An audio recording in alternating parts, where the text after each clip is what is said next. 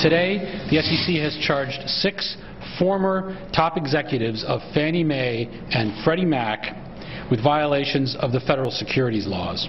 In its annual report for 2006, we allege that Freddie Mac misrepresented to the public that its subprime holdings were not significant. In fact, the company's actual exposure was between approximately $141 billion and $244 billion. That's about 40 to 70 times greater than what it told its investors and the investing public.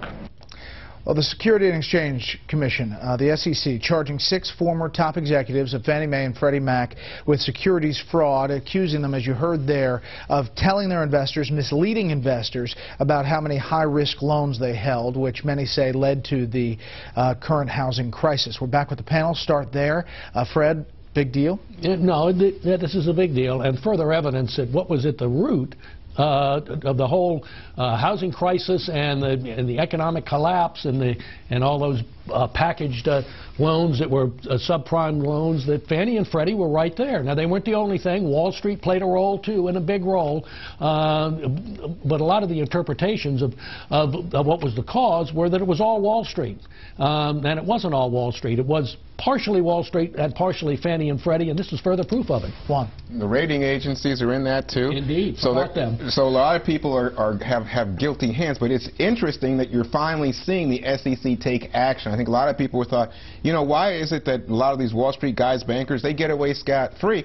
Time for somebody to pay the price, and it's very interesting that they decide now is the time. I wonder if that's political, I got to tell you.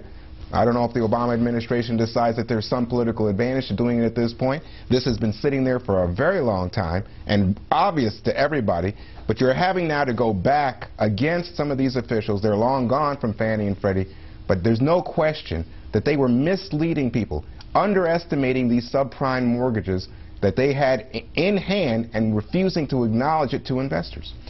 David, Juan mentions the politics here. Obviously, the issue of Fannie Mae and Freddie Mac came up in the debate last night, and the exchange between Congresswoman Bachmann and Speaker Gingrich.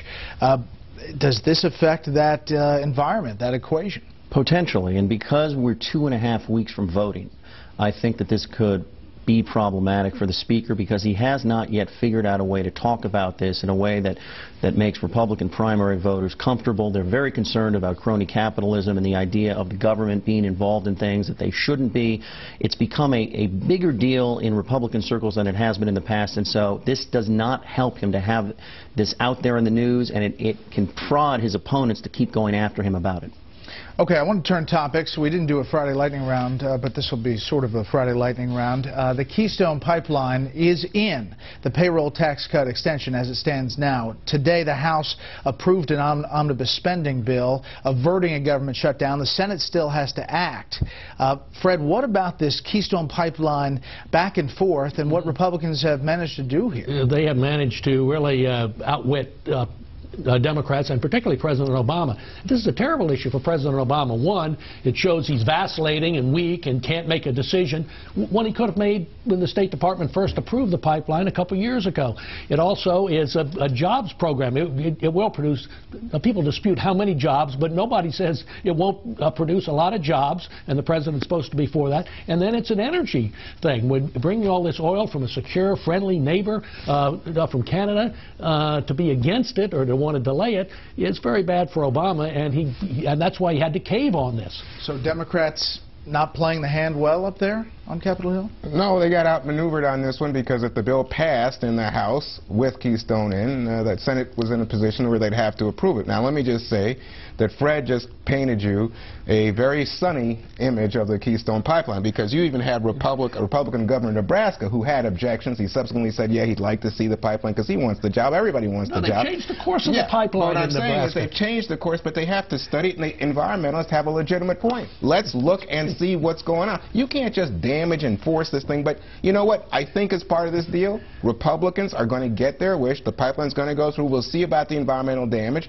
but from the President's perspective, I don't think it was totally irresponsible for him to say, let's look at it, let's make sure that we're not damaging the American environment. But he did come out and say, don't put this together.